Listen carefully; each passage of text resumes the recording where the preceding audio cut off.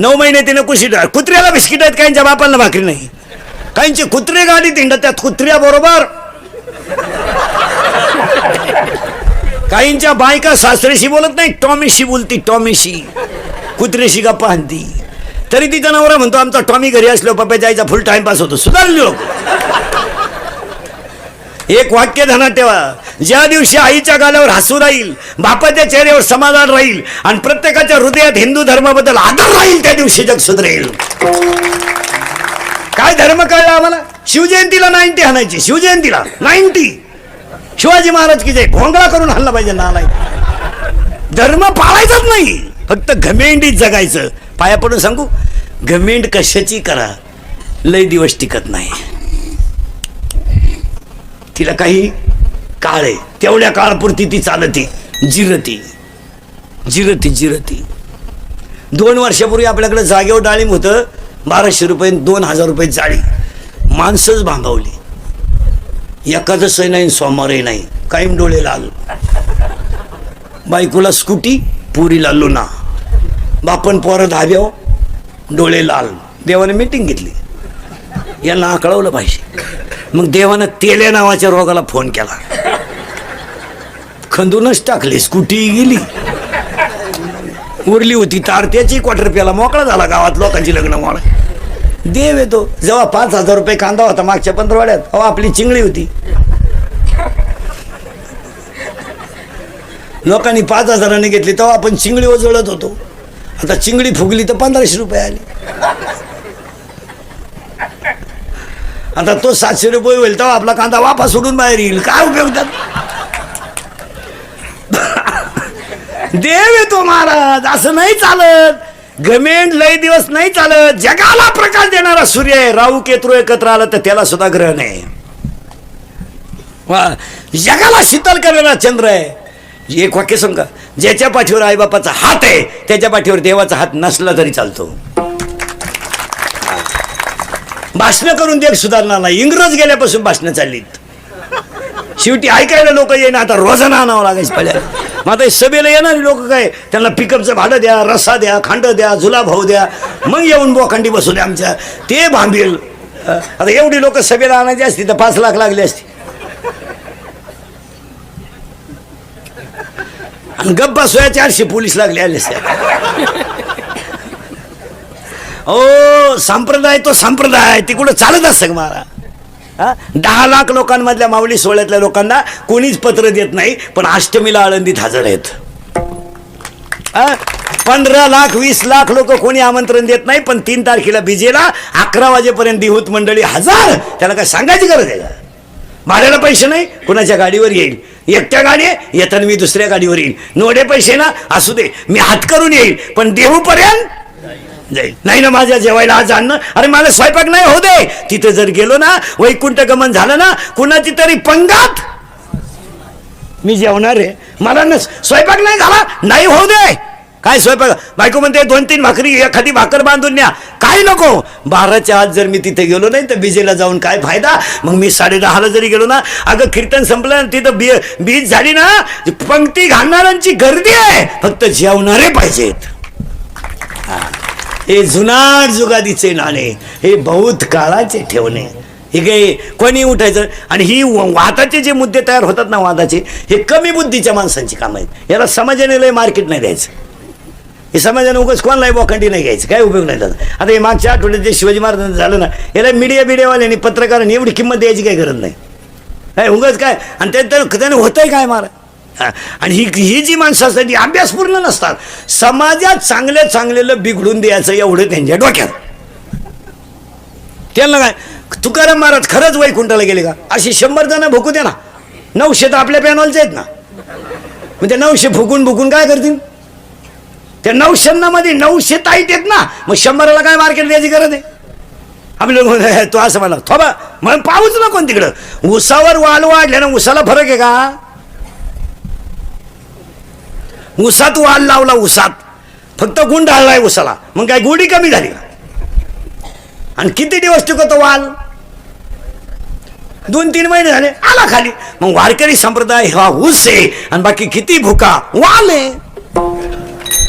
त्यात काय सोनाराच्या दुकानाच्या शेजारी बिडीवाल्यानं दुकान सांडलं, सोनाराच्या गल्ल्यावर परिणाम होतो.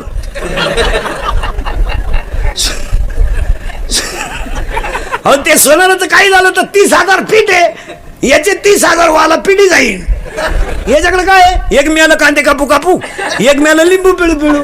बरं खाणारं गिराईक काय लय फुगीर, मटकी टाक, कांदा टाक, लिंबू पिळ, मिरच्या दे, लिहून ठेव.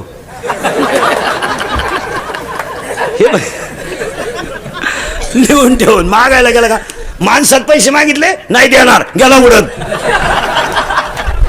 माणसं माझ्याकडे मागितले भेळीचे पैसे, माणसात उडत गेला. काय करायचं कर, नाही देत, मागचे नाही ना आजचे नाही. तो वारकरी संप्रदाय हे हे त्याचं असं चालत नाही. 3 गोष्टी आहेत सध्या. मुलीच्या बापासमोर 3 प्रश्न आहेत आणि पोराच्या बापापुढे एकच प्रश्न आहे. पुरीच्या बापापुढे सध्या 3 प्रश्न आहेत. सर्व्हिस आहे, शेती नाही. शेती आहे, सर्व्हिस नाही. दोन्ही आहे, कार्ट सुईचं नाही, ते रिक्षात टाकून आणावं लागत. हे 3 प्रश्न पोरीच्या बापा पुढे आणि पोराच्या बापा पुढे एकच प्रश्न आहे, कोणची का मिळालं. एवढा वळू पिवळा होऊ द्या, कोणची का मिळालं. भले तिला 2 पोरं का असं सांभाळू बाबा, आता काय करत.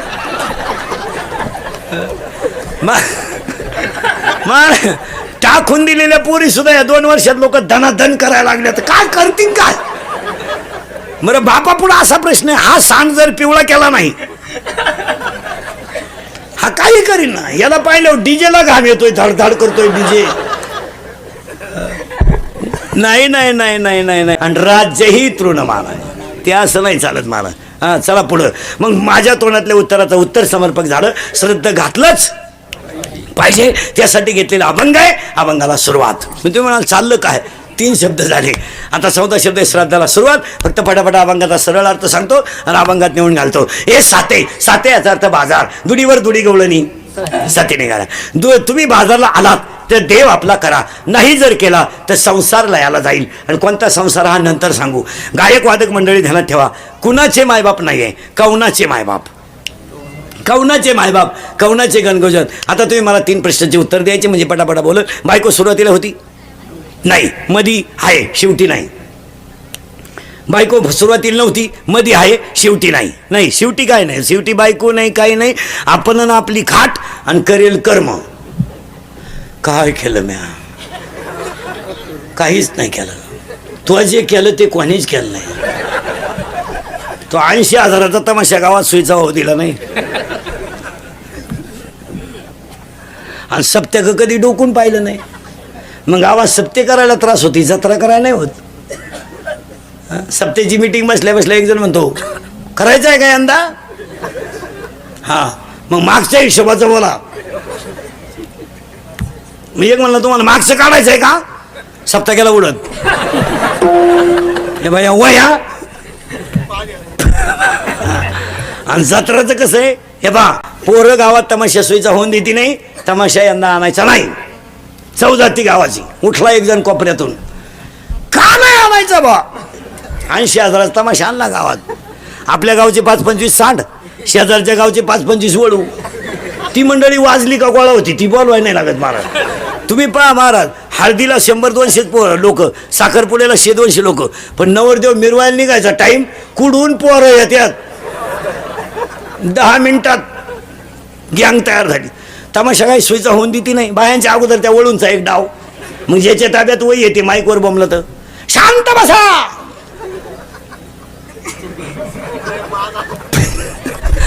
गावची इज्जत घालू नका, मोठ्या कष्टानं बाय आणली. त्याच कार्ट खालून म्हणतो वन्स मोर शांताबाई. हा लगेच म्हणतो कोणचं बॉम्ब आणलं. लोक म्हणले तुझंच आहे. माझं ते माझं असू शकत नाही. लोक म्हणले नाव आहे बा तुझ्या, मग पाय काय.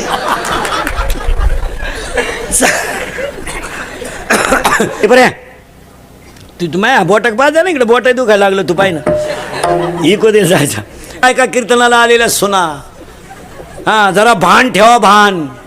तू काय 7-8 ताटल्या 2-4 थांबे इकडे घेऊन आली, म्हणजे ज्या गिरदारी घेऊन आली काय. चार चार गुरुवार करते सासरा उपाशी मारी ती आणि इकडे बचत गटात भाषणं जोडी ती म्हणजे लय शहाणी झाली तू 4 दिवस झाले सासऱ्याला आंघोळ नाही त्याच्या बगलात गुशिड्या झाल्यात आणि इकडे उद्यापनाला भजी काढी ती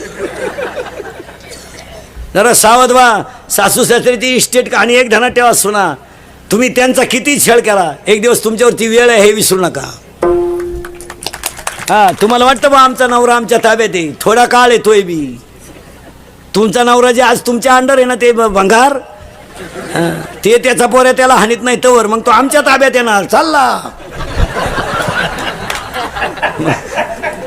त्याच्या पोऱ्यानं त्याला रेटावला का आमच्याकडे येणेकरी फेट आलाच झालाच बाबा झालाच टाळकरी मग हा सगळा माल कोणाकडे येतो